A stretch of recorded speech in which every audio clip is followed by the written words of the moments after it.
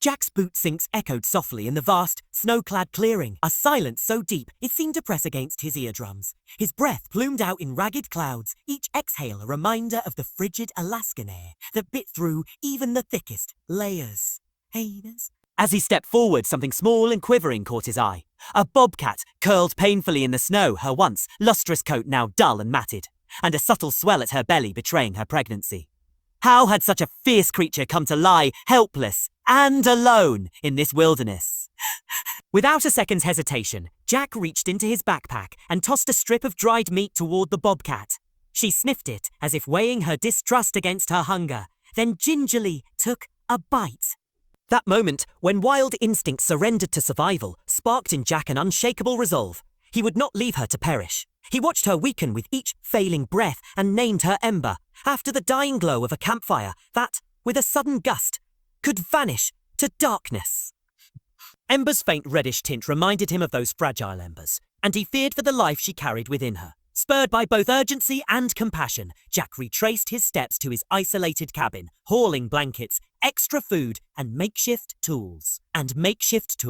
The wind howled as he returned, the sky a bruised purple with approaching dusk. There, lying still in her frigid berth, Ember watched him warily, but did not flee. With careful deliberation, Jack assembled a lean-to of branches and logs, packing its floor with blankets to cradle Ember in warmth. "This is for you," he murmured, draping a blanket over her trembling frame. Gently, he scooped her up, her weight both heavy and fragile in his arms, and carried her into the new sanctuary. Ember relaxed almost immediately, her muscles unwinding as she sank into the soft nest he'd prepared. Jack hovered for a moment, heart clenched with a mixture of hope and fear, before whispering, "I'll be back tomorrow." True to his word, daybreak found Jack trudging back through drifts, offering Ember morsels of meat and whispered reassurances. At first, her sharp eyes tracked his movements like bullets, every muscle poised for flight or fight. But, as he persisted, his tone gentle, his motions predictable, Ember's tension melted away.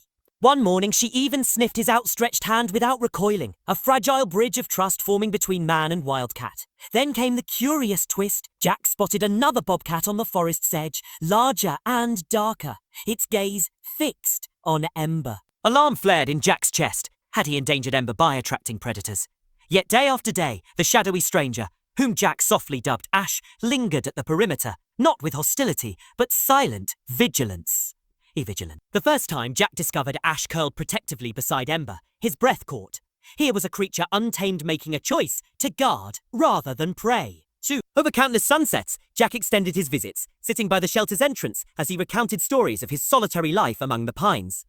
Ember's ears twitched, her eyes half closed in calm acknowledgement, while Ash watched from the darkness, a living sentinel. On a night when a storm roared like a freight train, the forest seemed to vanish under a white fury. Yet Jack's gut twisted with unease, compelling him into the blizzard's maw. Pushing through swirling snow, he reached the shelter to find only emptiness. His voice cracked against the wind. "Ember! Ember!" Then a low, desperate growl led him to a nearby cave. Within its mouth, Ember lay panting, her sides heaving in labour's throes. Jack shed his coat and draped it around her, blocking the icy gusts, and settled beside her for an all-night vigil. He murmured encouragement as 4 tiny forms emerged, each kitten's cry, a fragile hymn of survival. By dawn, the storm had spent itself, leaving the world clean and still. Ember, though exhausted, nuzzled her newborns as Jack slipped away to gather fresh supplies. In the following weeks, Jack became a careful steward of this burgeoning family.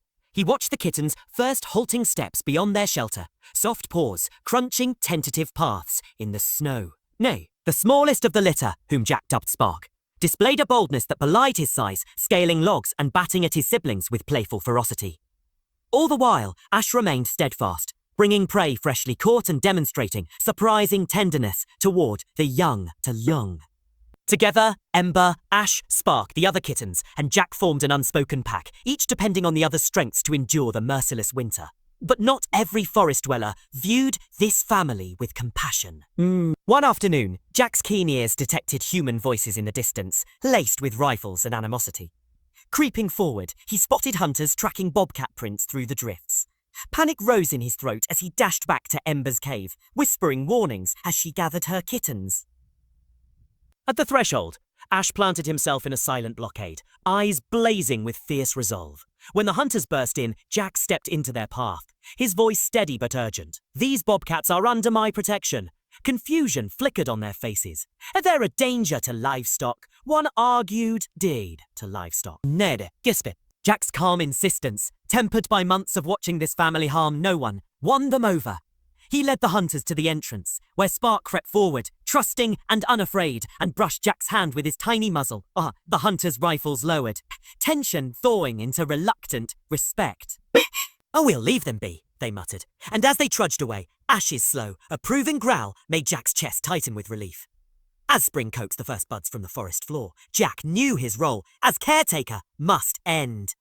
One clear morning, he dismantled the shelter, scattering branches so the clearing would revert to its natural state. Ember watched him with soft eyes as he removed the last blanket. Kneeling beside her, Jack pressed his palm to her flank. "It's time for you to be free," he whispered, voice thick with emotion. Ember leaned into his touch, her rough coat a testament to her resilience, then let out a gentle growl that gathered her kittens. From the tree line, Ash emerged, a silent nod of approval passing between them. Full. Stir. Ember led her family deeper into the forest's embrace, and Jack stayed rooted in the clearing long after they vanished, feeling both loss and pride swirl within him. A year later, autumn leaves drifted like golden embers through the crisp air. Jack wandered the same trail, memories in his heart as vivid as ever, when a familiar sound rippled through the hush, a low growl resonant with recognition. He halted, breath-catching, to see Ember standing at the edge of a sunlit clearing, her sleek, grown kittens flanking her like loyal guards. Moo. Loyal guards. Their coats shimmered with health, eyes bright with intelligence. For a heartbeat, man and wildcat locked gazes, a silent exchange of gratitude and remembrance. Then, with a final echoing growl that spoke volumes of shared trials and triumphs, Ember turned and melted into the forest, her family following in graceful unison. Jack remained, the hush of the woods wrapping around him, carrying the indelible reminder that simple acts of kindness can forge connections that transcend species, and endure long after footprints fade. A familiar sound rippled through the hush, a low growl resonant with recognition. He halted, breath-catching, to see Ember standing at the edge of a sunlit clearing, her sleek, grown kittens flanking her like loyal guards. Moo. Loyal guards. Their coats shimmered with health, eyes bright with intelligence. For a heartbeat, man and wildcat locked gazes, a silent exchange of gratitude and remembrance. Then, with a final echoing growl that spoke volumes of shared trials and triumphs, Ember turned and melted into the forest, her family following in graceful unison. Jack remained, the hush of the woods wrapping around him, carrying the indelible reminder that simple acts of kindness